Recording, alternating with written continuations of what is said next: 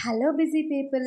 Machine Impossible Final Reckoning part 2 movie ఎలా ఉందో ఇప్పుడు మీకు ఒక చిన్న రివ్యూ ఇస్తాను.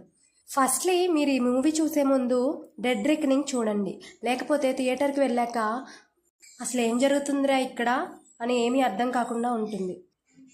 ఈ మూవీ స్టోరీ మనకు ఆల్రెడీ తెలిసిందే, అయితే నెరేషన్ బాగుంటుంది, బట్ కొన్ని సీక్వెన్సెస్ అండ్ సీన్స్ని బాగా స్ట్రెచ్ చేసిన ఫీలింగ్ వస్తుంది. అండ్ మూవీ లెంత్ కూడా ఎక్కువే.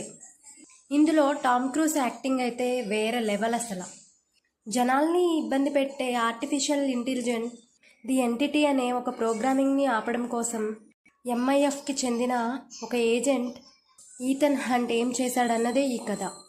అయితే మిషన్ ఇంపాసిబుల్ బిఫోర్ పార్ట్స్లో చూస్తే హీరోకి ఒక మిషన్ వస్తుంది, దాన్ని యాక్సెప్ట్ చేస్తాడు, తర్వాత మిషన్ కంప్లీట్ చేసేస్తాడు, అది స్టోరీ. అయితే ఈ స్టోరీలో మాత్రం హీరో మిషన్ యాక్సెప్ట్ చేయడానికి కొంచెం టైం తీసుకుంటాడు. ఇంకా ఆ మిషన్ యాక్సెప్ట్ చేసిన తర్వాత ఒక రేంజ్ ఉంటుంది సినిమా. మీరు ఎక్స్పెక్ట్ చేసే యాక్షన్ సీన్స్ కానీ, మిషన్ ఇంపాసిబుల్లో ఉండే రన్నింగ్ సీన్స్ కానీ, అండర్ వాటర్ సీన్స్ కానీ టాప్ అనిపిస్తాయి. మూవీ మాత్రం సూపర్ అంటే సూపర్ అని నేను చెప్తాను.